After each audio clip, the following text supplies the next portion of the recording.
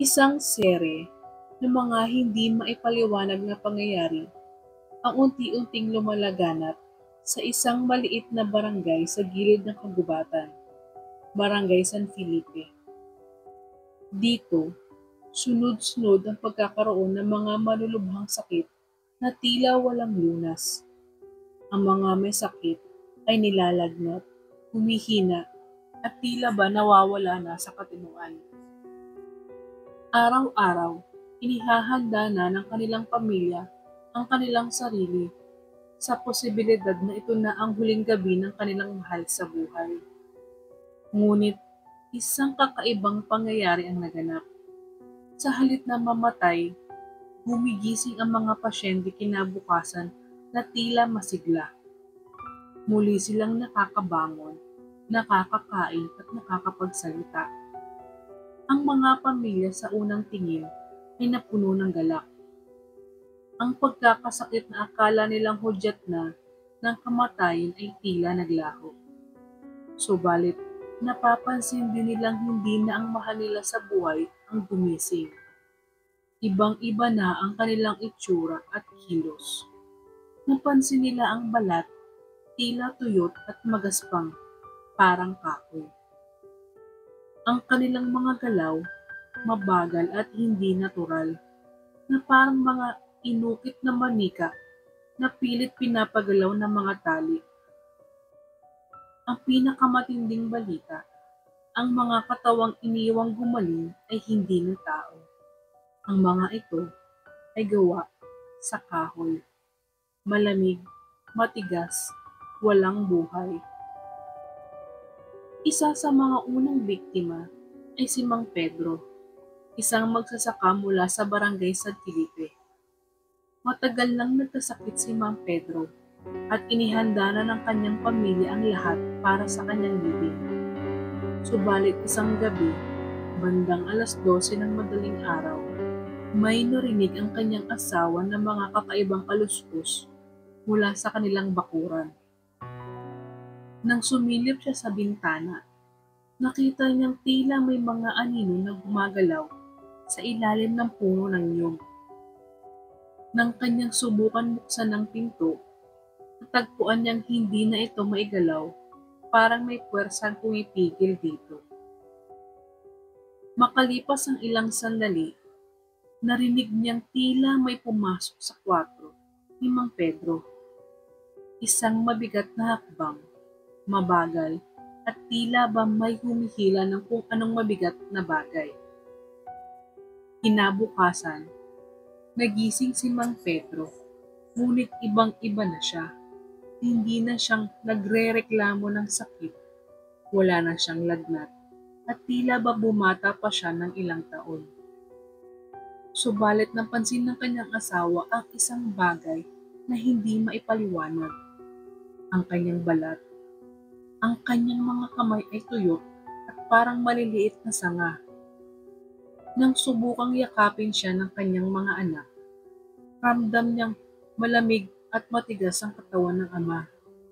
Parang kahoy, bulong ng kanyang asawa. Ngunit ito lamang ang simula. Makalipas ang ilang araw, tuluyan ng hindi nagsasalita si Mang Pedro. Tahimik na lang siyang nakaupo sa ilalim ng puno ng mangga. Hindi kumikibo. Kapag tinatawag siya ng kanyang asawa o mga anak, tanging malamlam na tingin lang ang kanyang ibinabalik. Isang gabi, isang matandang albularyo ang dinala sa kanilang bahay upang tingnan ang kalagayan ni Mang Pedro.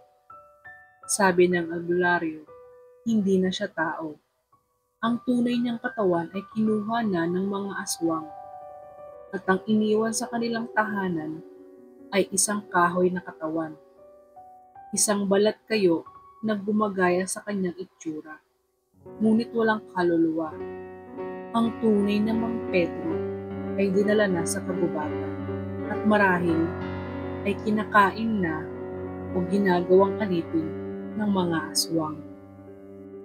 Sinasabing may kakayahan ng mga aswang na pumalit sa katawan ng mga may sakit. Ginagamit nila ang katawan ng tao habang iniiwan nila ang mga ito ng kahoy na panghalili. Ayon sa mga matatandang kwento, may isang uri ng aswang na tinatawag na palit katawan.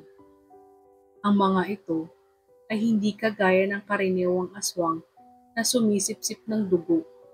Sa halip, ang kanilang gawain ay mas marahas, mas mapanganib. Ibinabalot nila ang kanilang sarili sa anyo ng isang tao. Papasok sila sa mga tahanan ng mga may sakit.